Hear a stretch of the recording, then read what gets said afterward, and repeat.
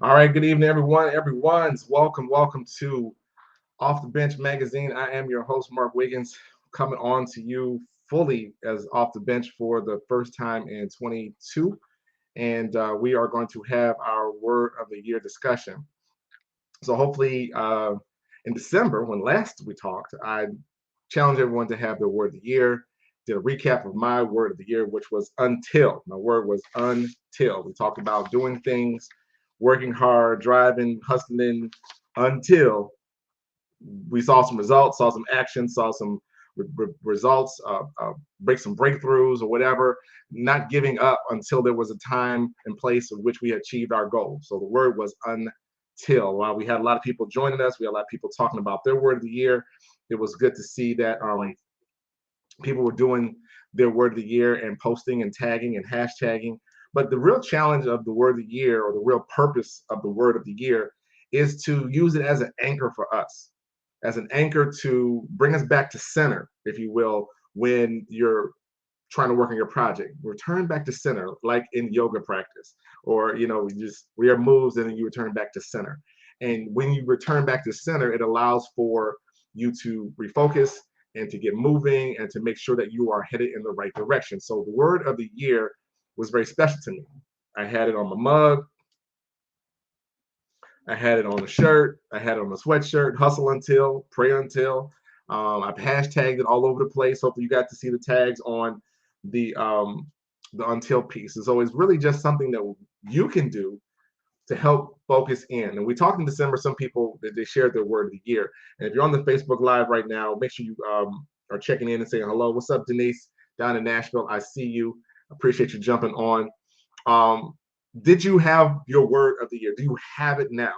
Did you meditate on it? Did you hit the new year and think, woke up, oh, I got my word of the year? And if you do, go ahead and drop it into the chat right now so I can see what's going on. We can talk about your word of the year and how you can do it to, again, make it be better than it was yesterday. Everybody say better, better. So, how I came up with my word this year. My word this year was willing. My word is willing or willingness. And it was out of conversation with somebody. I was listening to I was talking to somebody. I was also listening to a show, and people always talk about people being lazy and talking about, oh, they ain't never gonna change, they just raggedy. They've been that way since ever. They're not going to be any different. This is who they are, blah blah blah blah blah. And the person kind of countered with, they're not those things, they're just unwilling to change. And it hit me like a ton of bricks. I was like, whoa, they're not willing to change. They're not willing to be better than they were. They're just comfortable in the position that it is. And a lot of times it is not a matter of skill set. It's not a matter of desires. Maybe you have some. We can have a lot of desire, but until you engage desire and turn it into some action, you just have a nice dream and some thoughts. I have a lot of desires. I have a desire to own an electric car. At some point, it's going to have to happen. But right now, it's just a dream. So I have desires, but am I willing to put the work in to go get it? Am I willing to put in the study to get a full understanding of the vehicles and understand what they're doing, the different models or whatnot? Are you willing to put the work in to become better? And so, I mean, it's just that's kind of the thought process of using your word. I mean, just recently I went out to buy some new shoes. I go to market. If you follow along on Instagram, you'll see me. I'm all over the place. I went to market and we walk, not the supermarket, by the way. This is a buying show. We walk almost 4 miles a day. And every time I go, which is every 6 or 7 months, so I go get a new pair of shoes. Plus, I walk pretty much periodically around neighborhoods. I get a new pair of shoes. So I went into the sporting goods store to get a new pair of shoes. Now, usually my hustle is I'll go to DSW, hit the back section, find me a nice pair of shoes that have gone out of style a little bit, maybe change the color, nice name brand stuff. Don't get it twisted. But I find something in the back and it feels good and I don't work with it. But I felt different this time. I was like, you know what, my feet need to be taken care of. They hurt me. So I'm going to now be willing to spend money on my shoes. Now I work in retail.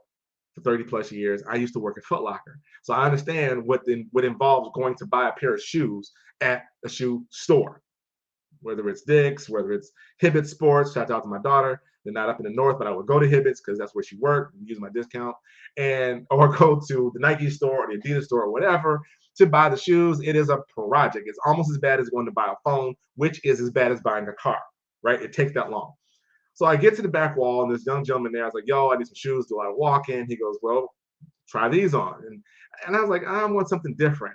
I want something different. So I started looking down the wall of shoes, and I didn't want to do black. I didn't want to do blue. I want something bright. Been wearing a lot of colors lately, so I'm going to wear colors. So I get to the shoe called Hoka. Now, I know how to hookah, but I've never worn the shoe Hoka. He told me Hoka and Brooks, probably the 1-2 in his opinion as the expert, as a SME, of the best walking shoes on the market. Interesting thing about the Hoka and the Brooks is that they all these different levels, much like the cars you buy or month of phone. Do you want 32K, 52K RAM?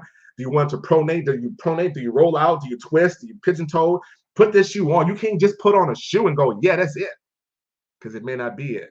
I was there pert near an hour trying on this shoe. I said, this feels right. Oh, you ever try something on a side note? And I see Nikki Renee's on here, her store. You ever come in there and try on a shoe because you know your feet are bad, you don't take care of them. It hurts so bad because it's probably the right thing for it. You ever had that happen to you? That's exactly what happened. I put that joint on, I said, what this hurts. But then it started not to hurt as bad because it was actually doing what it was supposed to do, which is stopping me from rolling my foot in, which affects my titanium knee. 45 minutes. Try this on, try that on, try this on, try that on. Bottom line is I had to go to the register and pay for these joints. It was 100 plus. Not my 2 pair for 100 that I get from Dallas Shoe Warehouse. I think I'm winning. I decided to be willing to do and invest, as I've been taught, in a pair of shoes that are going to help me not be in pain. That's the bottom line. And as much walking as I do normally or whatever, you need to invest. So again, it comes down to a mindset shift. It came down to an attitude and a point where my off the bench moment to be willing was, I ain't doing this no more. Now I got to continue to buy the doggone shoe because my feet love them. I'm now rocking Hoka. I will Hoka as well, holla at your boy, but I'm now rocking the Hoka shoes on my feet. And that's kind of what you need to be when it comes to your word. Is your word tied to you so much that it resonates with you, that when you say your word, does it make you feel all tingly on the inside? Does it make you feel good? Does it remind you of what your goals are and what you said you were going to be doing? If you're going to be doing different and better, everybody say better, in 22, then your word should help you do that. Willing was the word that's going to help me be that thing, because a lot of stuff I recognize I'm unwilling to do. Now, I am willing to let some people have it every once in a while. So I have to be less willing to let it out and let people have the what for, and be more willing to be in control of what I need to say to folks. Right? That's how it is. So that's what the willing thing is. That's what your word should mean for you. Let's go over here in the chat, see what's going on. Hey, Monica Taylor, anchor's your word. Love it. Denise, you said not yet. You got to get yours. Hey, Tisha. What's up, Chip? What's up, Fi? Hey, Philip, I appreciate you on that one. Nikki Carter. Hey, Sarah. Hookahs are the bomb. Hey, see, why don't you, Nikki, why you ain't tell me? You didn't talk about hookahs at all. Anyway, Urban Tony, what's up, fam?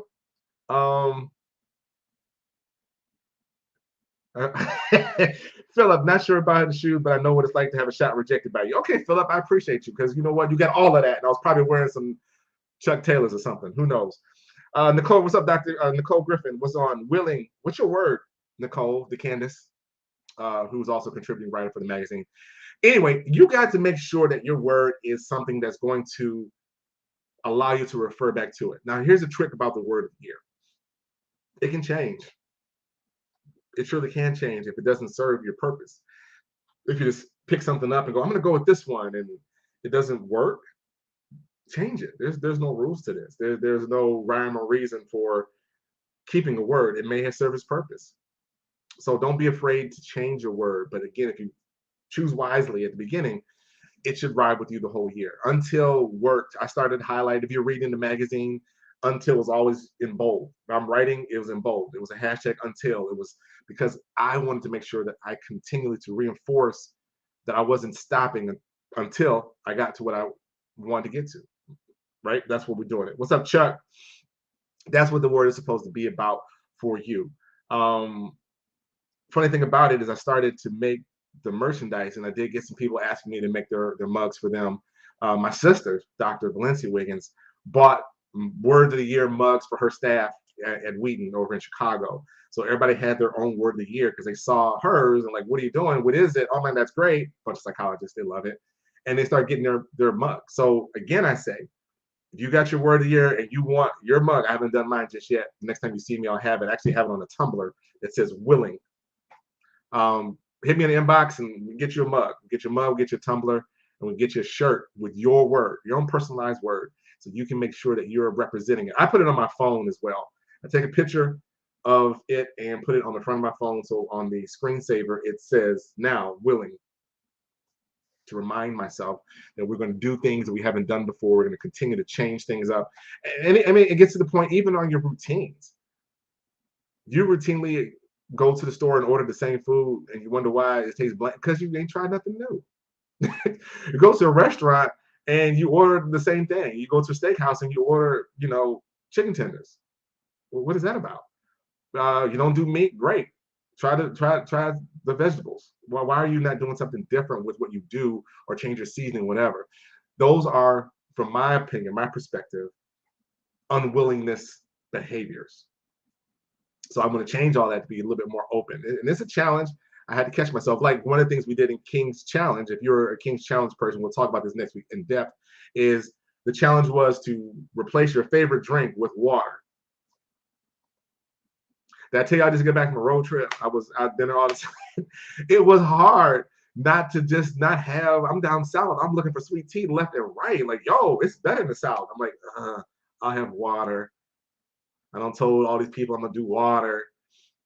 It only benefits me. It only makes me better, but it helps me to get where I want to go. So anyway, those are the things that you want to do for your word of the year, and you want to make sure that you're following along with it.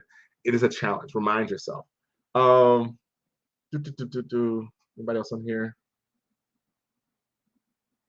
All right, cool. Again, drop your word of the year in the chat so I can go back and look at it and refer to it later. All right, so now I want to keep it too long, but as always, I have 3.5 ways. If you don't have a word yet, feel free to crutch on mine until you come up with your own, just to get moving. So I'm gonna give you 3.5 ways to be more willing in 2022. Are you ready? Are you ready? Here we go. Number one, acknowledge that you have been unwilling. Let me just repeat that for those who didn't catch it. Acknowledge that you have been unwilling. That's step one. Most of your self-help programs start with this step. You have to really acknowledge that you're not doing it to recognize how to fix it.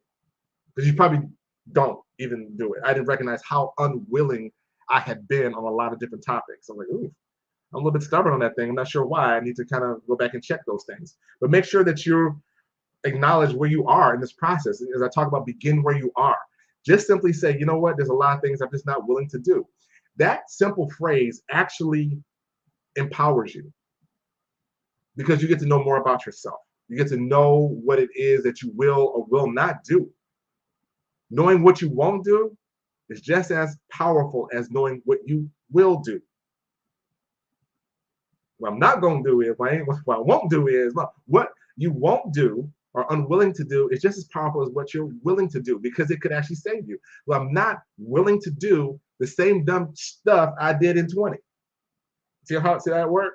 I'm not willing to do it anymore. And that's a right that you have to make the change. It doesn't require a memo, doesn't require a post, doesn't require a whole live. Look, I decided not to. No one cares.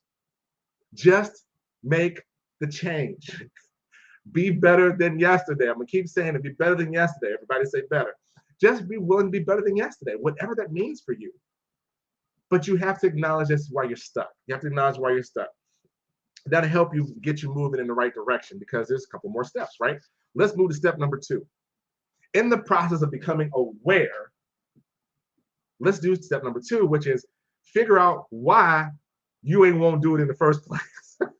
Let's figure out why you're unwilling in the first place. There could be a very, very good reason why you're unwilling to do it. And it may have been so long ago that it becomes part of who you are and you don't even remember. There's a reason for a long, long time I didn't eat banana pudding. A real reason why I was unwilling to eat banana pudding. What happened was my dad used to make it all the time. Of course, we were going to the church for the potluck, and we at the end of the alphabet, so we had to bring dessert. McKinley, you're gonna bring your banana pudding. Your banana pudding. I love banana pudding. Eat about a bucket load. Boom, boom, boom, boom, boom. Eat that. Well, this particular Sunday, Lord have mercy. I had y'all heard remember Tahiti Sweetie? It's a I don't know if it's just a Cleveland thing. It's up there with Hawaiian Punch, the red one, the OG Punch. There's so much sugar. It's really just syrup and water. That's what it is with food color. That's all it is. My young behind is out here throwing back the Tahiti Sweeties and everything. And I had banana pudding. Somewhere along the line, it did not agree with one another, and I just blew. Blah, and it was red and chunky. And, decades, no banana pudding. Until finally I had to go, well, why is it I don't eat banana pudding? I go, oh, I remember. It was because it wasn't because it was because I had too much sugar, and it was just way too much. And I stopped eating the banana pudding. So I started eating banana pudding again, then became lactose intolerant, and I don't eat it. But that's beside the point. What I'm saying simply is that you have maybe holding on to something for so long that you don't know why it is. It could be a valid reason or it could be not valid anymore. That could be holding you up. You need to evaluate and find out why you're unwilling to do it, why you have been unwilling to do it. Maybe you don't want to change an opinion. Maybe you don't want to apologize and say that you were wrong. Oof, that may have hurt. You won't go back and say you're sorry, or I was wrong, or yeah, I kind of blew that one. We're dealing with a situation now in one of my organizations where somebody won't just simply say, I messed up. They won't say it. And as a result, we had a whole lot of extra mess going down. And all they need to say amongst us is to simply say, yeah, oof, why I just absolutely destroyed that one. You won't hear it. You won't hear about it, but then let's get on to fixing it. Let's get on to the getting on, because at the end of the day, it really wasn't that big of a deal. So number 2, figure out why you won't do it, analyze it, study it, reevaluate it, hold on to it because it's valid, but let it go because it really doesn't make any sense. It doesn't fit you anymore. You're not the same person. You may not necessarily need it anymore. Number three, it is okay to change your position. Let me just rephrase that for you. It is okay for you to change your position. If you held a mental position for many, many years for whatever reason, and all of a sudden you change, it's cool. It's absolutely fine. It's absolutely fine to switch from a total meat diet to go vegan. Again, I say, no one gives a damn. It's okay to change your position. If you held a position about business or whatever, and you recognize that just wasn't right, it's okay to change. If you held a position about your politics and you recognize it doesn't suit you anymore, you want to change, it's okay. Change. If we're talking about for you, I'm not talking about what everybody feels about you, whatever. I'm talking about what you're willing to do, because that's going to help you get to your next level.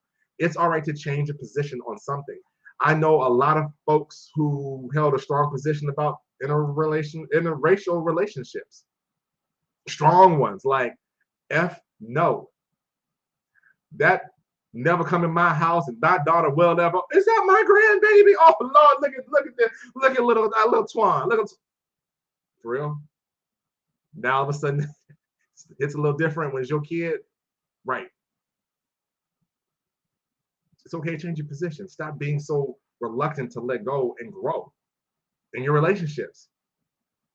A lot of old positions I used to hold had to be willing to let go of because they didn't serve me anymore. They were protective. I'm a divorced dude. There was a lot of stuff I was holding on to. Oh, bruh, tell me about it. I had walls upon walls. They didn't serve me well. But in order to grow and move on, I had to be willing to let go of a lot of old mess and self-hurt from a divorce to have better relationships. Yeah, you got to be willing to do those things. You got to, it doesn't serve me anymore. It served me early on to protect my heart. It doesn't serve me anymore if I'm trying to re-engage. It doesn't serve anymore, right? But I had to be willing to let that go. And that's a tough one. That was a tough one because I have to be willing to change my position. But again, it doesn't require a memo. I wrote a whole book about it. It's called Begin Where You Are. Begin Where You Are. Starting over is not an option. I'm sorry, it was a chapter. Begin where you are. Starting over is not an option. I want you to meditate on that little thought right there. If I begin where I am, so I'm right here, right now, I don't really need to start over because I can't really truly start over because starting over means erasing all the knowledge and experience and emotions that I had and starting it all over again and going back through it. If I had it all do over again, you couldn't do it the same way again. You could not. Even if you try, you got way too much exposure, way too much knowledge, and way too much things have happened to you that you could not repeat that again. Why would you? Why would you want to? Even the good stuff. Why would you want to live it again? Because you're going to experience it different. It may not be as good the second time around, right? So all you can do is begin where you are, where you stand at this moment and go forward with knowledge, with experience, with wisdom, hopefully with some grace, because we all going to need some of that down the road to keep it moving. That's what that. So number 3 is begin. So it's okay to change your position. And as you tip 3.5, here comes the 0.5. Again, mark why is there a 0.5? Because no matter what I said, you'll remember this point. And I kind of got into it before I got there. It is begin where you are. The 0.5 is begin where you are. The same reasons. If you're going to be willing to get off the bench, you have to begin where you are at this moment. There's no prep work to getting started. You think about it, the journey of 1,000 miles begins with one step. That's not exactly the quote. I keep saying it. Go look it up. The quote is, the journey of 1,000 miles begins under one's feet, which means once I think about it, where I'm standing, the journey has begun. The step you take is the action, but the thought process has to be created of what you're going to go do. That business you're holding on to, the design you're going on to. More people came off the bench during pandemic or early pandemic or pre-vaccination. We have to requalify, kind of like AC and DC and BC. We have to requalify some of the stuff. We have to have pre-vax COVID, vax COVID, booster COVID, right? So the pre-vax COVID, a lot of people got off the bench, talked about this. They went back to, because they had nothing else to do, went back to some old hobbies they had, some old passions, and lo and behold, the great resignation happened. Why? Because I recognize that ain't it. This is, and I'm going this direction to do it now. Just begin where you are. It's okay. I'm encouraging you. If no one else has told you today that you're allowed to change your position and begin where you are and just start.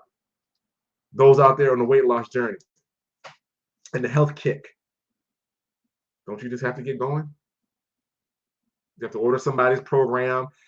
You Peloton disciples out there, y'all some disciples, y'all in it. Y'all, let me tell you something. If you're out there riding the Peloton, I'm about to talk about you right now. What's up, Puddin'? Well, I'm talking about talk about you right now. I ain't never seen people get addicted to getting to 50 and 100 rides. Genius marketing. Here's a little medallion for you. It ain't real. It's not even real. It's just bling. Oh, girl, you're a 100 rider. I'm a 100 rider. You're a 100 rider. Yeah, dude, I'm a 100 rider. What about you? Oh, you're not even a 5 rider? You ain't real. You ain't about this Peloton life. But you had to get the doggone bike in the room and you had to exactly decide to get on it.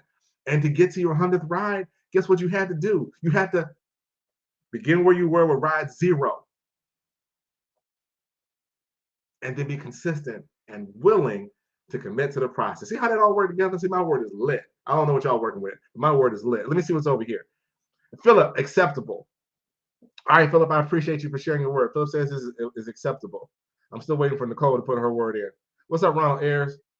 All right, cool. Nikki Carter, I don't see your word either. But yeah, keep putting your words in the air up there. And again, you want to make sure that you're connected to your word and use it. So that's how you can use your word of the year. Number 1, let me recap for those who are just tuning in. Number one, acknowledge that you have been unwilling. Yeah, I just recognize I've just been a buck about this whole time, and I don't want to do that anymore. I've acknowledged it. Number two, figure out why you won't do it. I don't do it because I just want to be rebellious. I'm a Taurus, and I don't. The bull don't move quickly. The bull has sat down. That's why I don't do it. The bull has sat down. Pet the bull, treat the bull nice, and I get up when I want to, and then I get moving. That's why I don't do it. That's my life. That's my truth, right? Whatever your truth is, that's what I'm. That's what you're working with. That's my truth, all right? Number three, it's okay to change your position, your mental position, your physical, whatever. Just change it. And the 3.5, begin where you are. Starting over is not an option. Those are my 3.5 things for the word of the year. Conquer. Okay, come on, coach. I see that. Why is good. Brian Ricks. What's up, Brian Ricks? So yeah, those are my 3.5 of the year. We're working on it. Again, encouraging everybody to follow the magazine. Had a great first year. I was just on with my writers before I came on with you all. We're excited about what's coming out for the year. The January issue is out. If you're not seeing it, I actually posted it just recently. Make sure you peruse it, check it out, get a flavor for it. But make sure you also subscribe to the magazine. It's $37 for the year for a subscription. You also get Wednesdays, get select personal content. We actually gonna have something different for you this year on our Woke Wednesdays. I know people love that. We've changed up a lot of different things. We've elevated the magazine, a lot of stuff that we're doing new. Don't miss it. Get it and share it. And those who are subscribers, share the magazine with the people. Tell them to share the magazine. It is a work. Follow us on Instagram at OTB Magazine. Go ahead and click that and like it. Make sure you do that. A couple projects coming up. Let's talk about the February issue. February is coming out. The Bend, or the, I don't like to call it the title of the magazine. That's just not. It's too constraining. The Bend of the magazine, or arc of the magazine, is energy. I'm talking about energy. Not a game, but energy. No, I'm just kidding. So I'm about energy. So the writers are dropping in their articles now. It is going to be a really, really, really good issue. And of course, March is Women of Power. One thing we're doing now differently. If you are, you saw the first issue last year, March, we did collage and montage of women across the country who are doing the doggone thing. And we're out to do that again. But this year it's a little different. We want you to submit. If you know of a woman of power who believes be in our magazine, who needs to be highlighted in our magazine, go to the magazine. Go to offthebenchmagazine.com and submit the name of the person that you're trying to get to, and we'll follow up with you, and you can get that to that person, and they can submit, and we'll see if they make the cut and get in the magazine, see if they're woman of power or not. And I guess there's some hitters coming. There's some hitters coming for the magazine, and I love it. Just an opportunity to highlight, since it's March and Women Emphasis Month, we'll make that happen. Again, King Conversations happens the 4th Wednesday of the month, which means next week. We're going to have King Conversation. I don't know what we'll talk about just yet, but it should be a good one. Make sure you tune in for that. And yeah, listen in so you can have upper hand and help your male counterparts, your son, your man, somebody else's man, somebody's son, become a better person, right? We're doing that as well. Make sure you do that. Kiera, what's on, Kiera? How you doing? Good to see you on here. Pastor McQuarrie. Hey, brother, listen, stop, pause. Ronald McQuarrie, Reverend Dr. Ronald McQuarrie, you need to get into this next project, sir. The next project we're working on is called King Conversations, the book. What I'm going to be doing is I want a collection of some of the strongest, most powerful, motivational men that you may know, and we're going to put together a book. Now, disclaimer, men don't write a lot. Very few of us have written books or written anything of substantial, and I like that. I don't want a big, long chapter of 3,000 words. It's a chapter of no more than 1,000 words of some tips, insight, story, a moment in your life where it changed it that you can tell to encourage another man, and we're going to put that in the book. Here's a kicker. Men, there's no cost to be in this book. Some book projects are up in the area of $1,500 or so. There's no cost to be in this project. The only cost that you will have on the way out is to buy the book and then give it to another man, another person. Women, buy the book and give it to another man that you may know. This book is going to be on fire. That will be coming out shortly. Again, to subscribe and register on the website. I'm taking as many men as we can get in the book. If we get 365, that's one a day. If we get 52, that's one a week. That's about all I'm going to read and be motivated. And Ron McCrary, I'm calling you out at this moment, good brother. I need your good word in the magazine, in the book as well, because I know you got some fire. The brother had a nice jump shot as well. Anyway, that's what we're working on. What am I missing? All right, cool. Yep, get ready for the February magazine coming out. And I appreciate everybody coming on and subscribing to the magazine and following us along this journey. We are elevating to the next level because we at OTB are willing to be better than yesterday. And as always, if you can reach your dreams with a step ladder, then they're probably too low. Good night, and I'm out.